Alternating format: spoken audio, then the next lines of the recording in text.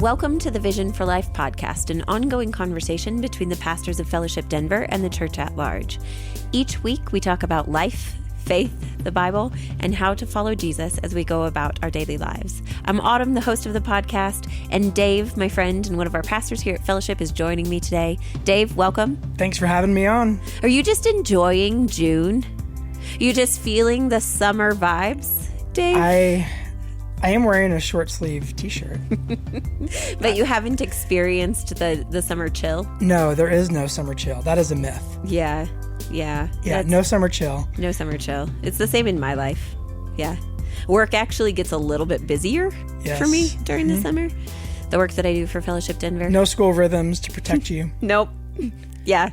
You know, Ivy is wandering around somewhere in the building right now, my youngest. I know she is. While we're recording her this tooth podcast. Fell out earlier today while you were in a meeting. I see her running across my desk, and she's bleeding, and there's a tooth. And anyway, she seemed to be doing fine. She's fine. Yeah, she can hunt me down if she needs me. But, you know, this is how summer is. This is our summer reality.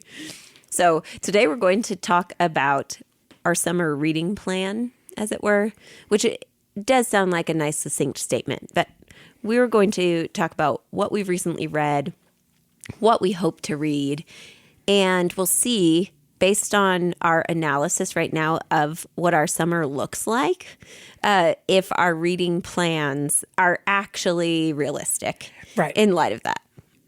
Reading plan assumes time for reading. Correct. Yes. Yeah, so we'll see how this plays out. So, yeah, we'll see. But I am excited to talk with you about this. And this is a conversation we have all the time. Mm-hmm. We're always just talking informally about what we're reading. And since you and I teach a 2-semester-long class together, we're always talking about textbooks. And it's just a natural thing that we chat about. So it's fun to do it with a couple of microphones in our face. It is. Yeah, for the class that we teach, we have assigned reading, of course, that the students go through, books that we've read and selected, and have conversations about those. And then inevitably, you and I are like, you know what book would be great to make our students read? We always update it. Every year we update it. And then some books get on the outs, you know? Yeah. We let a few go. Put some new ones in. Mm-hmm. Inevitably, though, we would always like to make them read more than is actually feasible. I always try to work it into any lecture, referring to books that we no longer assigned for that year, but were read in previous years, but I teach as if they've read it, and then they all look at me like I'm crazy. Like, we didn't read that book. We don't know what you're talking about. Mm-hmm. Well, first, let's start with, do you have any recent reads that really stand out in your mind for whatever particular reason that you would want to talk about or share with our listeners? Sure. I have one that I finished last night. And then because I had a deadline of book club at my house last night. And that was super fun read. I have a book that I finished a week and a half ago that was just rotten, terrible. So maybe we can talk about that a little bit. And then one I'm currently reading right now that I'll probably finish up in the next week or two. That's okay. Okay, so tell us first about your book club. Like, who are you in a book club with? What's the nature of this book club? And do you select books on a particular theme or of a particular style? Yeah, so this is a book club with friends in my neighborhood. It's called Book Club for Men. We just turned 10 as a book club. Wow. A couple of months ago, we had our 10-year anniversary. We've read 70-something books total since day one over these 10 years. And it's a hero theme book generally. So we read biographies on heroes or anti-heroes. Really like interesting, influential, good people and really rotten, terrible people. That's kind of our basic theme. So yeah, that's the theme. The book that we read was one that maybe many of our listeners have already read. It was super popular in the 80s, called The Right Stuff by Tom Wolfe. There was a movie I found out last night that was that came out in 1983 called The Right Stuff. And I could have just watched the movie, evidently.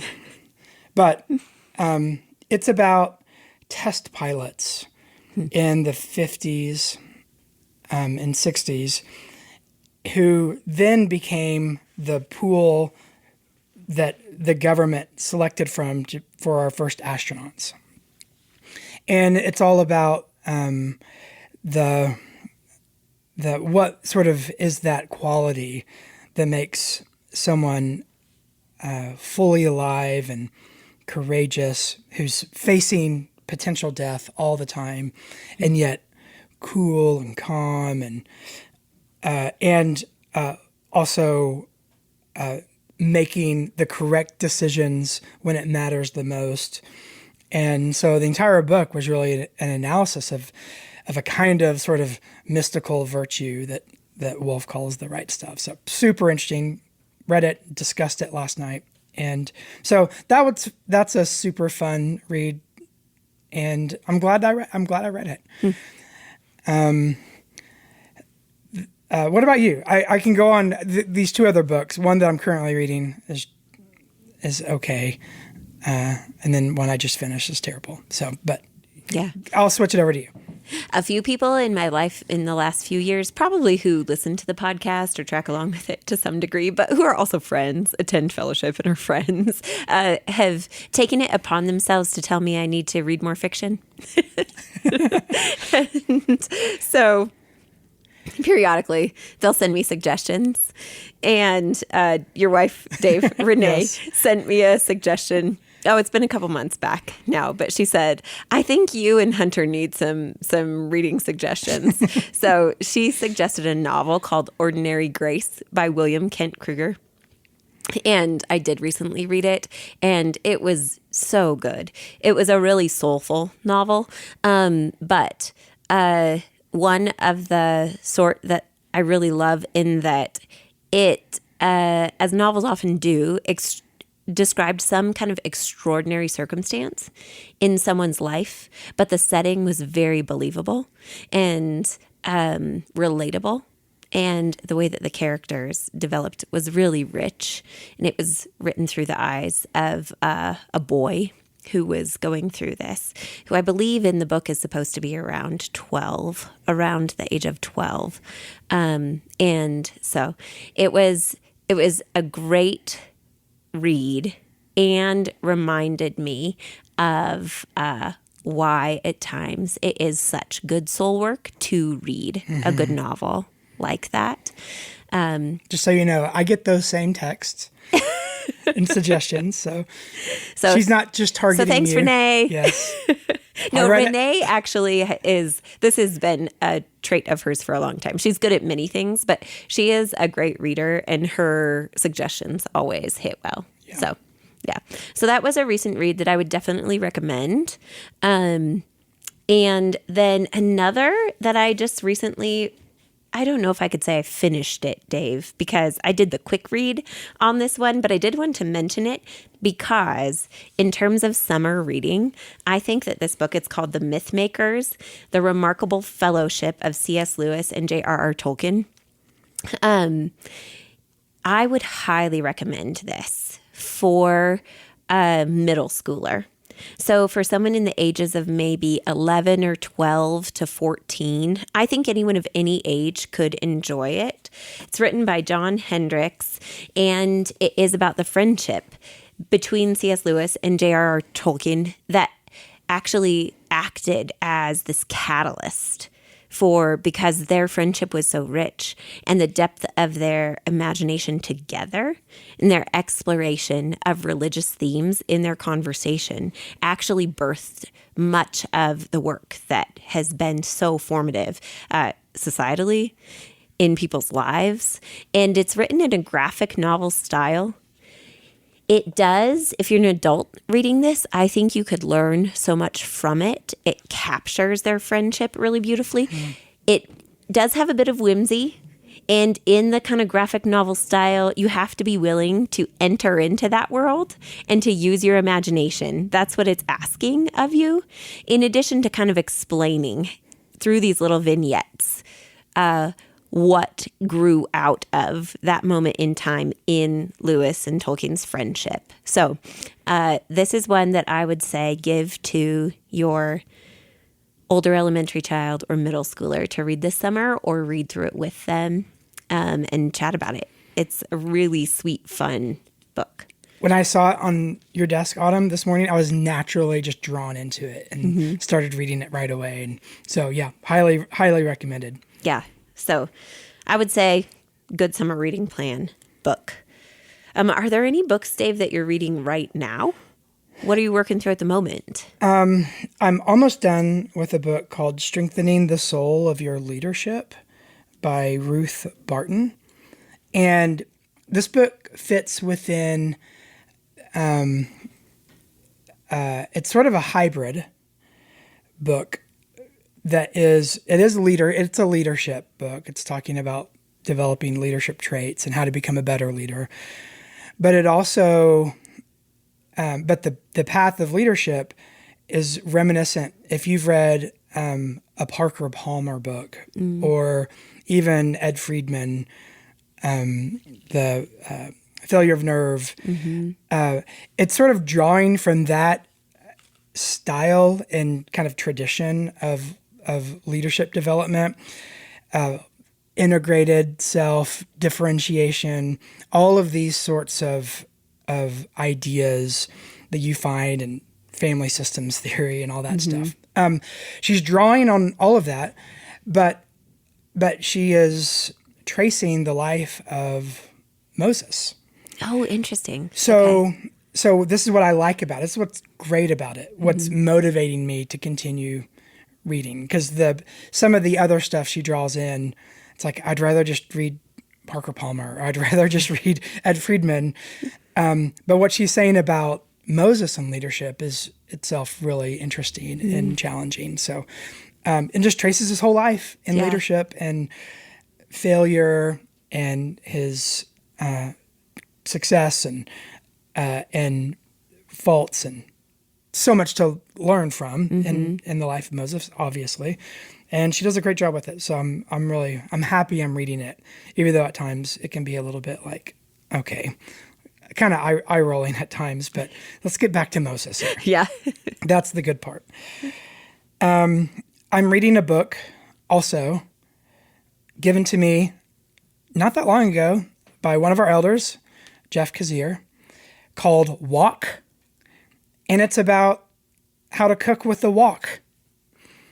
I told him that I'm wanting to get better as a cook, and he gave me a really thick book. I'm not kidding. It has to be 400 plus pages. Wow.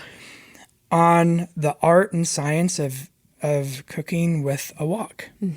So that's what I'm reading that right now. So wok, W-O-K. W-O-K. And so far I've learned that a wok, to be used properly, has to be really hot. Have you been practicing too? So reading this book. I cooked with it last night, and I feel like a real chef now, because it gets like really hot. Put in the oil and then throw in the shrimp, and it's blackened properly. Like I've never been able to blacken shrimp before, but it's because I'd never had a wok until Christmas. And then even when I did have a wok, I wasn't making it hot enough for it to have that nice, like, crispy effect for the food that you're frying, stir frying. So that's a book I'm reading. Yeah. Is your family enjoying the fact that you're learning this and reading this book? You know, my kids, their attitude towards my cooking, Renee's a great cook, and I'm never going to, like, they're never going to go, oh, yay, Dad's cooking. That will never happen in my household.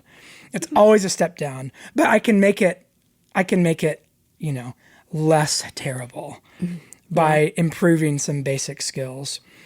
I've learned this year that when in doubt, just probably put paprika in it. Yeah. Just put some paprika on those eggs. And give it a little more seasoning. Yeah, it'll probably be a little bit better. It's so funny. There are a handful of dishes. Jason is usually the breakfast maker in our household. There are a handful of dishes, too, that he just is the one. Like, if he is making dinner, it's usually one of these few things. Because I typically make dinner. He typically handles all the breakfast duties. So there are a few things that he makes and makes really well. And if I'm making the same thing, they're just disappointed. Really? Normally, they're not disappointed in my cooking, but if it's this thing that Dad usually makes and I'm making it. He knows how to do it? Like these crispy potatoes or these particular sandwiches. Yeah.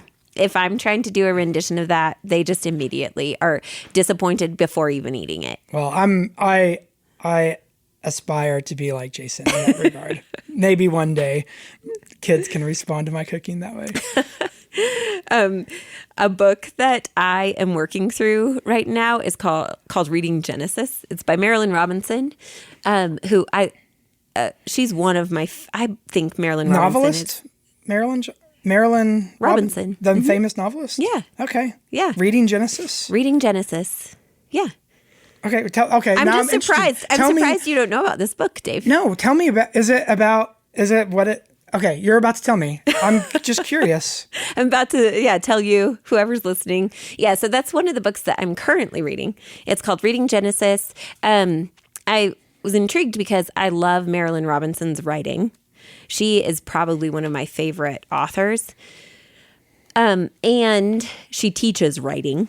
That's what she does as a profession. She's an author, but she also is a college professor and teaches writing.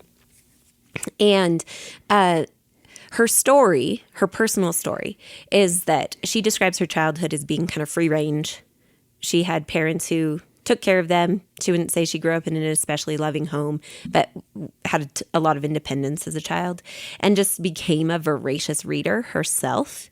And at some point, I think she wasn't very old, but she wasn't raised in a particularly religious home, but she started at some point reading the Bible. And then I think as an older teenager or young adult, she started just reading Institutes of the Christian Religion by John Calvin and absolutely loved it and still refers to it as the most formative piece of literature in her life. And through that, eventually, now she would say she's a Christian. She's in a different tradition, a different stream than say fellowship is, Protestant stream of religion, but still slightly different. But her story is just so intriguing in that she said Calvin's Institutes helped her make sense of the world. And her characters that she creates are the human complexity, her kind of grasp of anthropology that comes out in her characters reveals her deep belief that people are created in the image of God. Her belief that we are sinful beings impacted by sin and that there's evil in the world. And her characters wrestle with that in a way that I really love. That's one of the things I really love about her writing. And I think it traces back to this. She herself was formed by reading Institutes. That's fascinating. And so her approach in reading Genesis is to read Genesis as a literary work. So I would not suggest it as, for instance, a great work of theology, even though she is theologically minded and in the very beginning identifies Genesis as a theodicy. Her examination of it is as a work of literature and examining the characters in that way, as you would when you were reading a very significant piece of literature. But to read that coming from a literary master and then to read her reflections on the book of Genesis and her ability to convey biblical themes is still I really am enjoying it. So you find yourself learning and gaining great insight. Yeah, even though some of the places that she very clearly lands in terms of her understanding of the text would, again, I would say be slightly different, for instance, than what I the way that I would see those same things. But she is arguing for, in a really beautiful way, these Genesis unity and the purpose, and how understanding that purpose impacts your understanding of the whole of the text. So one thing that we do at Fellowship, for instance, is we look then to Jesus, to look back at the Old Testament through the lens of Jesus. She doesn't do that, for instance, in quite the same way. She does believe in Jesus as the Son of God, and she gets to that eventually in the book. But it's just fascinating and very thought-provoking. So that's one book I'm reading right now. Cool. Yeah. Okay. As far as the last thing I want to ask you about is to this question of your summer reading plan. Is there a book or books that you really do hope to read this summer, Dave? Yes. There's one that I've had on my bedside table for a couple of months now called Visions of Vocation. Mm-hmm. That our friends at Denver Institute advocate. I was going to say, I know that book. I haven't read it. But. So I bought it. I own it. I actually got 2 copies of it because my thought was I should just read it with someone. But it's still right there on my bedside table. And so I'm planning on reading it this summer and hopefully getting greater insight and perspective on the nature of vocation, calling. So that's on the agenda. This fall I'm going to be writing some things on the book of Acts. And so I do want to read something fresh on Acts, but I don't have anything. I'm sort of open for suggestions. Maybe some of our readers have some great recent or highly influential works on the book of Acts that they would like to share with me. Mm-hmm. Acts is written by Luke, and so I, in a previous, before ministry life, here, and when I was in the academic world, that was my area of focus. So I've read a ton of academic stuff on Acts, but that was 20 years ago. Mm-hmm. So I think I could stand to read something fresh and new on Acts. So that's on the agenda for me right now. Mm-hmm. What about you? Yeah, well, I had mentioned, I think, an episode that Hunter and I recorded back in January where we talk about our Bible reading plan for the year. There's a book I picked up at the beginning of the year that's a devotional book. It's called Isaiah by the Day, and it's by theologian Alec Motyer, and it's a new devotional, this is what it calls itself, a new devotional translation. But basically, it's Motyer's translation of the book of Isaiah. He wrote a very well-known, well-loved commentary on the book of Isaiah, and I have that. I have the commentary. This is not a commentary. It is a devotional, but mostly it's a text, a section of the text of Isaiah, and then Motyer's short reflection on it, and it's really great. But I had gotten it at the beginning of the year, and summer is when I hope to work through it. So that's one thing that is just a day-by-day reading. And then as far as, I want to toss in just a couple of other suggestions for those of you who have kids. One book that I saw recently that I'm excited about is called James Herriot's Treasury for Children. My dad read the All Creatures Great and Small series to us out loud when I was a kid, and I loved them. So this is a little nostalgic for me, but the book itself looks really sweet. So I would recommend that for those of you who have kids. And probably, you can always count on me to bring back in the rural affect here. So this book would do that also. Those are a couple of the books. One book that I do have that's going to be a bit bigger read, but that I would like to work through, is called Faithful Reason, Natural Law, Ethics for God's Glory and Our Good by Andrew T. Walker. This topic of natural law continues to surface in many places in a lot of theological and scholarly Christian debates.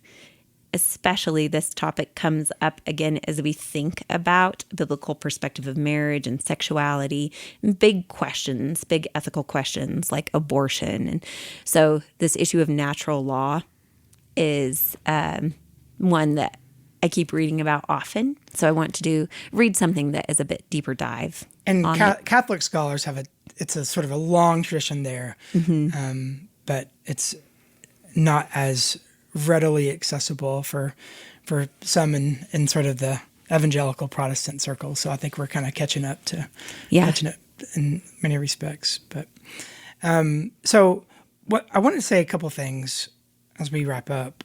One is the reason why we're mentioning these books and fostering reading habits isn't so that we can just be interesting people or be up on trends. Like, that can be fine in its own place. But really, the motivation behind all of this is that we're disciples of Jesus. And part of what it means to be a disciple is to be a learner. And our posture is to want to grow and learn. And you read through Proverbs, and part of a characteristic of wisdom is actually having enough humility to know that we can learn. I mean, in Proverbs, you learn from ants. You learn from really humble creatures, and so with enough humility, we can read even not very good books, okay books, but with the right posture, we can actually learn a lot and gain a lot of wisdom from broken people and broken perspectives, and yet still be shaped in a really important way by it. So these book suggestions and even talking about having a summer plan of reading is really about just continuing to grow as disciples and having an attitude of growth. Because and this is ironic, and we were talking about this before podcast started. Our men's Bible study had our final Bible study this morning before summer break. And we've been studying Ecclesiastes, and we finished Ecclesiastes. And Ecclesiastes says this, chapter 12, verse 12. My son, be aware of anything beyond these, beyond sort of this book of Ecclesiastes in context. But here it is. Of making many books, there is no end, and much study is a weariness of the flesh. So even of reading and even writing and making books, they can be limitless, and much study is a weariness of the flesh. So we learn and we grow and we have a posture of discipleship, and yet ultimately the fruit of all of that is to love God, is to orient ourselves towards Him, His mission, and His will for our life. So Ecclesiastes ends with, fear God and keep His commandments, for this is the whole duty of man. And so all of this reading, hopefully the fruit of it is to grow us, help us become more appreciative of where God has placed us, and to obey God, the obedience of faith, and to appreciate Him and find more enjoyment of Him. And that's where we find our purpose. Thanks, Dave. Yeah, that is exactly it. Why we ourselves engage in the practice of reading and continuing to talk about these topics, to talk about what it is that we're reading and learning, and to encourage our people here and our listeners on the podcast to join with us in that pursuit. It is a great gift to be able to learn with other people and to learn alongside and through and from some of the authors that we have mentioned, and to have access to so many incredible resources through the written word. So, well, thanks, Dave. Thanks for being on the podcast with me today. We're going to make it through June. friend. We're going to do it. We're going to do it. All right. To those of you listening, thanks for listening. And we love hearing from you. If you have a suggestion for Dave in terms of a book on Acts, send it to us. We would love to know if you have read a book on Acts or used a book on Acts for study that has been particularly formative. And we just love hearing your thoughts and your suggestions. So if you have questions about today's episode, suggestions about what you would like to hear us talk about in the future, any of that, you can send any of it to podcast@fellowshipdenver.org. Thanks for joining us on the Vision for Life podcast. Special thanks to Adam Englund for our theme music, to Jesse Cowan, our producer, and to Judd Connell, who provides transcription for these episodes.